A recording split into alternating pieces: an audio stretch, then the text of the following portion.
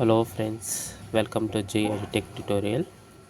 So ఈరోజు మనం fundamental rights అనేది తెలుసుకుంటాం, అంటే ప్రాథమిక హక్కులు. సో ఈ ఫండమెంటల్ రైట్స్ అనేది చాలా ఇంపార్టెంట్. ఎవ్రీ సిటిజన్ అనేది మనం ఈ యొక్క ఫండమెంటల్ రైట్స్ తెలుసుకుండాలి. ఎందుకురా అంటే సో ఈ హక్కులు నీకు తెలిస్తే అసలు మనం రాజ్యాంగం మనకు ఎలాంటి హక్కులు కల్పిస్తుంది. సో ఇలాంటి హక్కులు తెలుసుకోవడం వల్ల నువ్వు ఎవరినైనా అడగచ్చు. You have a question to anybody. So నాకు ఈ రాజ్యాంగం ఇది అనిపిస్తుంది అని నువ్వు అడగచ్చు. నీకు ఆటోమేటిక్గా ధైర్యం కూడా ఉంటుంది. అట్ ది సేమ్ టైం నువ్వు ఎవరికి భయపడాల్సిన అవసరం లేదు, whether it is government or whether it is police, anything. So ఎందుకని నీకు ఈ యొక్క హక్కులు తెలుసు. So that's why. At the same time ఎవరైతే ఈ హక్కులు, if any government or police or anybody violate this fundamental rights, you can directly contact to the you directly go to the high court or supreme court. So అలా చెప్తుంది. అయితే ఈ fundamental rights మొత్తం 7 ఉంటాయండి. Original constitution ప్రకారం 7 ఉంటాయి. తర్వాత దీన్ని 6కి చేశారు. సో ఒరిజినల్ కాన్స్టిట్యూషన్ ప్రకారం 7 ఉంటాయి, ఇప్పుడు దాన్ని 6కి చేశారు. ఏమేంటో ఒకసారి చెప్పుకుందాం. ఫస్ట్, రైట్ టు ఈక్వాలిటీ, అంటే సమానత్వ హక్కు. Next one, right to freedom, స్వేచ్ఛా హక్కు. అండ్ రైట్ అగైనెస్ట్ ఎక్స్ప్లాయిటేషన్, అంటే దోపిడీకి గురి అవ్వడం అంటారు. So next one is right to freedom of religion, మత హక్కు అంటారు కదా, మత స్వేచ్ఛ హక్కు అంటారు. Right to freedom of religion. Next one cultural, అంటే సాంస్కృతిక, అండ్ ఎడ్యుకేషనల్, విద్యాపరమైన హక్కు. కల్చరల్ అండ్ ఎడ్యుకేషనల్ రైట్స్ అంటాం. సిక్స్త్ వన్ వచ్చేసి రైట్ టు ప్రాపర్టీ, భూస్వామ్య హక్కు అంటారు. దీని తర్వాత తీసేశారండి, అందువల్లే నేను చెప్పేది. So next one, seventh one వచ్చేసి right to constitution remedies. Constitutional అంటే రాజ్యాంగ పరిష్కార మార్గాలు అంటారు కదా, రైట్ టు కాన్స్టిట్యూషనల్ రెమెడీస్. ఇది ఇంపార్టెంట్ చాలా. సో రైట్ టు ప్రాపర్టీ అనేది తీసేశారు. సో దానివల్ల మనకు మొత్తం 6 అయ్యాయి. సో ఇది 1978లో తీసేశారు, Atal Bihari Vajpayee. So right to equality, right to freedom, right to exploitation, right to freedom of religion, cultural and educational rights, and right to constitution remedies. వీటిల్లో ఏటైతే ఇబ్బంది వచ్చినా సో నువ్వు right to constitution remedies use చేసుకోవచ్చు. అంటే direct నువ్వు సుప్రీంకోర్టుకి లేదా హైకోర్టుకి వెళ్ళొచ్చు. సో అలా ఉంటుంది. సో అయితే టుడే మనకు ఒక్కొక్క దాని మీద ఒక్కొక్కటి ఇన్ డీప్గా కొంచెం బ్రీఫ్గా చెప్పుకుంటూ పోదాం. సో ఫస్ట్ వన్ వచ్చేసి రైట్ టు ఈక్వాలిటీ అంటారండి. సో ఈ ఈక్వాలిటీ అనేది మనకు కొన్ని ఆర్టికల్స్ ఆల్రెడీ ప్రీవియస్ క్లాస్లో నేనేం చెప్పాను, మనకు కొన్ని ఆర్టికల్స్ పార్ట్స్ ఉంటాయి. సో అలాగే ఇది పార్ట్ 3 కింద ఆర్టికల్ 14 to 18 వరకు ఉంటుంది. ఈ ఆర్టికల్స్ పార్ట్స్ మనం నెక్స్ట్ క్లాస్లో ఇన్ డీప్గా ఆర్టికల్ అంటే ఏంటి, పార్ట్ అంటే ఏంటి, షెడ్యూల్ అంటే ఏంటి, ఇన్ డీప్గా నెక్స్ట్ క్లాస్ చెప్పుకున్నాం. ఇది జస్ట్ గుర్తుపెట్టుకుంది, ఆర్టికల్ 14 to 18 వరకు ఉంటుంది పార్ట్ 3. అయితే దీంట్లో ఆర్టికల్ 14 ఏం చెప్తుంది అంటే ఈక్వాలిటీ బిఫోర్ లా. సో అందరికీ ఇంగ్లీష్ అర్థమవుతుంది కదా. And equal protection of law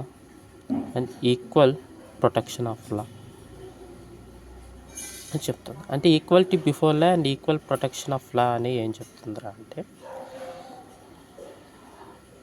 equality అంటే చట్టం ముందర అందరు సమానులే. So no man above the law and no man below the law. ఎవరు చట్టానికి అబోవ్ అండ్ బిలో, అంటే ఒకరు ఎక్కువ ఒకరు తక్కువ ఏం కాదు, అందరూ ఎవరైనా ఈక్వలే అని చెప్తుంది. ఇది బ్రిటిష్ కాన్స్టిట్యూషన్ నుంచి మనం తీసుకున్నాం. So every person have the same law, ఎవరికైతే చట్టాలు ఉంటాయో అది ఎవరికైనా ఒకటే. Next equal protection of law అంటే దీంట్లో కొంచెం క్లారిటీగా చెప్పాలంటే equal treatment for their respective positions అంటారు. అంటే ఇలా చెప్తుందంటే అంటే కొన్ని ప్రివిలేజెస్ కొన్ని అధికారులను ఇస్తుంది. ఎలా చెప్పాలంటే ఇప్పుడు ఒక రైతు అన్నారు, ఫార్మర్, ఒక ఐఏఎస్ ఆఫీసర్ ఉన్నాడు. సో ఈ ఫార్మర్ చేసే పని అగ్రికల్చర్, ఈయన చేసే పని ఏంది అడ్మినిస్ట్రేషన్. సో ఎవరైనా ఈక్వల్ ప్రొటెక్షన్ ఆఫ్ లా అంటే ఫర్ సపోజ్ వీళ్ళల్లో ఎవరైనా తప్పు చేశారు అనుకో, ఫర్ సపోజ్ ఫార్మర్ తప్పు చేశాడు, రైతు తప్పు చేశాడు, సో ఐఏఎస్ ఆఫీసర్ కూడా తప్పు చేశాడు అనుకో, అప్పుడు కోర్టు ఎలా చూస్తుంది? ఇప్పుడు ఫార్మర్కి నువ్వు తప్పు చేసావు కాబట్టి, అంటే చిన్న కేసు, చిన్న తప్పే, సో నువ్వు ఫార్మర్ తప్పు చేసావు కాబట్టి సో నీ యొక్క పంటని నువ్వు రాత్రి పగలు అనేది ఒక 10 రోజుల పాటు పండియాలి అని చెప్తా. 10 రోజుల పాటు రాత్రి పగలు రెస్ట్ తీసుకోకుండా పండియాలి, నీకు అదే నీ యొక్క పనిష్మెంట్ అని కోర్టు చెప్తుంది. సో చేయగలడు, ఎందుకంటే ఆయన పని అదే, ఫార్మర్ చేసే పని ఈల్డింగ్, సో పండించడం కాబట్టి ఆయన చేయగలడు. So next one, IAS officer ఒకవేళ తప్పు చేస్తే నువ్వు 10 days వరకు అడ్మినిస్ట్రేషన్ అంటే పరిపాలన చూసుకోవాల్సిన రాత్రి పగలు అని చెప్తాడు. ఇది జస్ట్ ఎగ్జాంపుల్, అది కుదరదు అనుకోని జస్ట్ ఎగ్జాంపుల్ చెప్పుకోండి. అంతేగాని ఇప్పుడు ఫార్మర్ ఏం చేస్తే, ఇప్పుడు ఫార్మర్ చేసేటప్పటికి కాదు నువ్వు అడ్మినిస్ట్రేషన్ 10 రోజులు చూసుకోవాలి అని చెప్తే చేయగలుగుతాడా? చేయలేడు. అలాగే ఐఏఎస్ చేసే పని కాదు 10 రోజులు నువ్వు ఫార్మింగ్ చేయాలి, చేయగలుగుతాడా? చేయలేడు. అదే చెప్తాడు ఈక్వల్ ప్రొటెక్షన్ అంటే ఆ పొజిషన్ బేస్ చేసుకొని పనిష్మెంట్ ఇవ్వాలి అని చెప్పేది equal protection of law. So equal before law అంటే ఎవరు చేసినా చట్టాలు ఇద్దరు తప్పు చేశారంటే ఓకే, వాళ్ళకి ఒకే చట్టం, వాళ్ళిద్దరూ 10 రోజులు పని చేయాల్సిందే అని చెప్పేది ఈక్వాలిటీ బిఫోర్ లా. ఈక్వల్ ప్రొటెక్షన్లో ఆ ఈక్వాలిటీ బిఫోర్ లా అంటే 10 రోజులు ఒకేసారి పని చేయడం. సో ఈక్వల్ ప్రొటెక్షన్ ఆఫ్ లా ఏం చెప్తుంది అంటే ఆ యొక్క what ever they will guilty, so based on that position, based on that privileges, so equal treatment అనేది ఇవ్వడం జరుగుతుంది. అదండి. సో అది first one equality before law and equal protection of law. Next one 15th one వచ్చేసి అంటే second one అని చెప్పుకోవచ్చు. అయితే దీంట్లో కొన్ని ఎక్సెప్షన్స్ ఉంటాయండి. ఎక్సెప్షన్స్, సో ఎవ్రీ ఫండమెంటల్ రైట్స్కి ఎక్సెప్షన్ అని ఉంటుంది. ఎక్సెప్షన్స్ అయితే వీళ్ళకి వర్తించదు అని చెప్పేది. సో దానికోసం మనం ఎలా చెప్తామంటే ఈ ఫండమెంటల్ రైట్స్ ఈజ్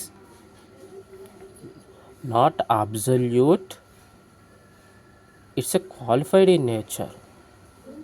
అంటే మొత్తం మొత్తం ఫండమెంటల్ రైట్స్ అంతే తెలిస్తే ఎవడైతే చేస్తే కాదు. దీంట్లో కొన్ని రీజనబుల్ రిస్ట్రిక్షన్స్, కొన్ని క్వాలిఫికేషన్స్ ఉంటాయి. అంటే కొన్ని రీజనబుల్ రిస్ట్రిక్షన్స్ అంటున్నాం, రీజనబుల్ రిస్ట్రిక్షన్స్ పెడతాడు. అయ్యే ఎక్సెప్షన్స్, కొన్ని ఎక్సెప్షన్స్ ఉంటాయి. రీజనబుల్ రిస్ట్రిక్షన్ అంటే ఇది చెప్తాడు. ఈక్వాలిటీ బిఫోర్ అంటే ఎవరికైనా ఓకే, సో అందరి చట్టం ముందు అంటే ఎవరినైనా తీసేసుకోవచ్చు, ఎవరినైనా అరెస్ట్ చేసేయచ్చు, ఎవరినైనా కోర్టు ముందు పెట్టేయచ్చు. అంటే కొంతమంది పెట్టేదానికి లేదు. ఎవరు? ఫస్ట్ ప్రెసిడెంట్, ప్రెసిడెంట్ని కోర్టు అడిగే హక్కు లేదు. నెక్స్ట్ వన్ గవర్నర్ కూడా. Next second one MPs. Parliament sections జరుగుతుంటాయి కదండి, పార్లమెంట్ సెక్షన్స్ లేదా స్టేట్ లెజిస్లేచర్ సెషన్స్ జరిగేటప్పుడు ఒక ఎంపీస్ని లేదా ఎమ్మెల్యేస్ని అరెస్ట్ చేయకూడదు. ఓర్ మరీ హై తప్పు అంటే మరీ ఎక్కువ క్రిమినల్ కేసెస్ అలా ఉంటే అప్పుడు స్పీకర్ పర్మిషన్ తీసుకోవాలి, అంతేగాని చిన్న కేసెస్కి చేయకూడదు. అలాగే న్యూస్ పేపర్స్ యాడ్ చూసేసి వీడు తప్పు చేసేసాడు అని అరెస్ట్ చేయకూడదు. అసలు నిజాలు ఏందో తెలుసుకోవాలి, ఎంక్వైరీ చేయాలి ఏంటి. సో ఇలాంటి ఉంటాయండి. So at the same time ఇంకొకటి directive principles of state policy అంటాం. మీకు నెక్స్ట్ వచ్చే వీడియో దాని మీద ఉంటుంది, నాట్ ఇప్పుడే కాదు, నిదానంగా వస్తుంది. Directive principle of state policy ఆదేశిక సూత్రాలు అంటాం. సో ఇది ఎప్పుడైతే ఇన్వాల్వ్ అవుతుందో అప్పుడు ఈక్వాలిటీ బిఫోర్ లా అనేది పోతుంది. సో ఇది ఏంటి అనేది మనం నిదానం చెప్పుకుంటాం. నెక్స్ట్ 15th వన్ అంటే నెక్స్ట్ వన్ ఏం చెప్తున్నా అంటే ప్రొహిబిషన్. ఇప్పుడు 14th article equality before law, equal protection of law. 15th one వచ్చేసి prohibition of equal discrimination on certain grounds అని చెప్తాను. సో ఏం చెప్తానంటే ఈ ఎవరినైతే రిలీజియన్ మీద, క్యాస్ట్ మీద బేస్ చేసుకొని వివక్ష అనేది చూపకూడదు. డిస్క్రిమినేషన్ అంటే వివక్ష చూపకూడదు. సో వాడు క్యాస్ట్ రా, వీడు ఫలానా మతం రా, సో ఫలానా కులం రా, సో అలా లేదు. సో మన రాజ్యాంగం ఏం చెప్తుందంటే వాడు ఏ కులమైనా, ఏ మతమైనా, ఎవరైనా, సో అలాగే పలానా ప్లేస్లో పుట్టాడు, ప్లేస్ ఆఫ్ బర్త్ అని చెప్తాం. సో కాబట్టి ఇది అలా లేదు, ఎవరైనా ఒకటే. So prohibition of equal discrimination, ఎవరైనా ఒకటి, ఈక్వాలిటీ అలా చెప్తుంది. కాబట్టి దీంట్లో ఎలా చెప్పుకోవచ్చు, వాడు ఎవడైనా ఓకే, క్యాస్ట్ బేస్ ఇలాని ఈ బేస్ చేసుకొని డిస్క్రిమినేషన్, వివక్ష అనేది చూపకూడదు అని చెప్తుంది. అయితే దీంట్లో కొన్ని ఎక్సెప్షన్స్ కూడా ఉన్నాయి. ఏంటి సార్, ఇప్పుడు కొంతమందికి ఉమెన్స్ అండ్ చిల్డ్రన్కి కొంతమందికి రిజర్వేషన్స్ ఇస్తుంది, అలాగే ఎస్సీ ఎస్టీస్కి, ఓబీసీస్ కూడా రిజర్వేషన్స్ ఇస్తుంది. తర్వాత ఇవన్నీ ఇచ్చిన ఇప్పుడు లేటెస్ట్కి ఈడబ్ల్యూఎస్ క్యాండిడేట్స్కి రిజర్వేషన్ వస్తుంది. సరే అలా ఎలా సార్, ఇప్పుడు ఉమెన్కి చిల్డ్రన్ అంటే ఇప్పుడు వివక్ష చూపించినట్టే, అంటే జెండర్ మీద బేస్ చేసుకుని ఇప్పుడు మేల్స్కి అది అగైనెస్టే కదా సార్. అలాగే క్యాస్ట్, ఇప్పుడు ఎస్సీ ఎస్టీ ఓబీసీస్ ఉంది, అది క్యాస్ట్కి అగైనెస్టే కదా సార్ అని చెప్పచ్చు. సో ఈ ఎక్సెప్షన్స్ ఎందుకు వచ్చాయి, ఎందుకంటే ప్రీవియస్గా ఎలా ఉన్నిందంటే మనకు అంతకుముందు స్టార్టింగ్లో ఎస్సీ ఎస్టీ ఓబీసీ అనేది చాలా తక్కువ చూపునింది, తర్వాత ఉమెన్స్ కూడా తక్కువ చూపునింది. సో అవన్నీ తగ్గించుకొని ఈక్వాలిటీ, వాళ్ళందరినీ ఈక్వల్గా తీసుకురావాలి, అందరికీ ఒకే తాటి మీద తీసుకురావాలి అనేది ఈ రిజర్వేషన్ తీసుకొని వచ్చారు. దానికోసం తీసుకొని వచ్చారు. ప్రీవియస్ కంపేర్ చేసుకుంటున్నాం, ఇనిషియల్ డేస్లో ఎలా ఉంది, ప్రజెంట్ డేస్ ఎలా ఉంది. ఇనిషియల్ డేస్ ఉమెన్స్ వాళ్ళకి రిప్రజెంటేషన్ చాలా తక్కువ ఉంది. ఎస్సీ ఎస్టీ ఓబీసీ రిజర్వేషన్ ఉంటే అసలు ఇప్పుడు వాళ్ళకి దేంట్లో వచ్చేవాళ్ళు కాదు. సో దానికోసం అందరికీ ప్రతి ఒక్క దానికి మనం అనేది అందరికీ ఈక్వల్ ఆపర్చునిటీ ఇవ్వాలి అనేది కొంతమందికి రిజర్వేషన్ తీసుకుని రావడం జరిగింది. అది నెక్స్ట్ వన్ వచ్చేసి equal opportunity in public employment. Same అదే అండి, అబౌవ్ ది పైన ఏం చెప్తున్నా, ఈక్వల్ డిస్క్రిమినేషన్, ఎవరికి వివక్ష చూపకూడదు. కింద పబ్లిక్ ఎంప్లాయ్మెంట్ అంటే ఏంటి, ఏవైతే గవర్నమెంట్ సర్వీసెస్, ఎంప్లాయ్మెంట్, ఉద్యోగాలు, వాటికి కూడా మనకి డిస్క్రిమినేషన్ చూడకూడదు. అంటే ఆ క్యాస్ట్ బేస్ చేసుకుని, జెండర్ బేస్ చేసుకుని, ప్లేస్ ఆఫ్ బర్త్ ప్లేస్ చేసుకొని ఎవరైనా ఉద్యోగాలకి ఈక్వల్ క్వాలిఫికేషన్ ఉంటే చాలు. సో మినిమం ఎడ్యుకేషన్ క్వాలిఫికేషన్ ఉంటే చాలు, వాళ్ళందరూ ఎంప్లాయ్మెంట్కి అర్హులే, ఎలిజిబిలిటీ ఉంటుంది. సో వీళ్ళకి కూడా సేమ్. అయితే కొన్ని రిజర్వేషన్స్ ఉంటాయి. రిజర్వేషన్స్ ఎందుకంటే అందరినీ ఒకే తాటి మీద తెచ్చుకునే దానికి, as compare to previous initial డేస్లో ఎలా ఉంది, ప్రజెంట్ డేస్ ఎలా చేసుకొని ఎలాంటి రిజర్వేషన్స్ అనేది తెచ్చుకోవాలో ఇది బేస్డ్ ఆన్ ది స్టేట్స్, అంటే గవర్నమెంట్స్ చూసుకొని తెచ్చుకుంటాయండి. ఈ ఎక్సెప్షన్స్ కూడా చెప్పాను కదండి, ఉమెన్కి, చిల్డ్రన్కి, ఎస్సీ ఎస్టీ ఓబీసీ, ఈడబ్ల్యూఎస్ ఈ అనేది ఇక్కడ కూడా ఎక్సెప్షన్స్ ఉంటాయి. 17 వన్ వచ్చేసి అబాలిషన్ ఆఫ్ అన్టచబిలిటీ. ఇది వెరీ ఇంపార్టెంట్. అంతరాంతనం, ఎవరిని అంతరాంతనంగా చూడకూడదు, అందరు ఈక్వలే. సో అంతకుముందు సోషల్ బాయ్కాట్స్ ఉండేవి. అంతకుముందు ఇప్పుడు వెల్స్, ట్యాంక్స్, అందుకని ప్రీవియస్గా ఎలా ఉంది, పలానా పర్టికులర్ క్యాస్ట్ వాళ్ళని బావి దగ్గర పోయి నీళ్ళు తాగకూడదు అలా చెప్పేవాళ్ళు. సో ఇప్పుడు అలా లేదు, ఎవరైతే గవర్నమెంట్ సంబంధించి ఉంటుందో all have the equal rights, ప్రతి ఒక్కరు పోయి సో దాన్ని మనం యూజ్ చేసుకోవచ్చు, మనకు అధికారం ఉంది. Next one abolition of titles. Titles అంటే ఎలాంటి టైటిల్స్ అంటే మనకు అంతకుముందు మహారాజాజి రాజా, రాజమాతాండ ఏందేందో టైటిల్స్ ఇచ్చేవాళ్ళు. తర్వాత బహదూర్ అని, రాజ్ బహదూర్ అని అలాంటి ఏదైనా టైటిల్స్ ఇచ్చాడు. అలాంటి టైటిల్స్ లేదండి ఇప్పుడు. మనకు ఇప్పుడు జస్ట్ భారతరత్న, అలాగే పద్మశ్రీ, పద్మవిభూషణ్,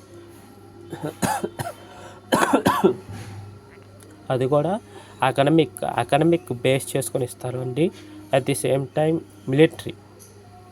మిలిటరీ టైటిల్స్ అంటే ఇదొక పరమవీర చక్ర, అశోక చక్ర అలాంటివి అనేది మనకు మిలిటరీ బేస్ చేసుకొని వస్తుంది.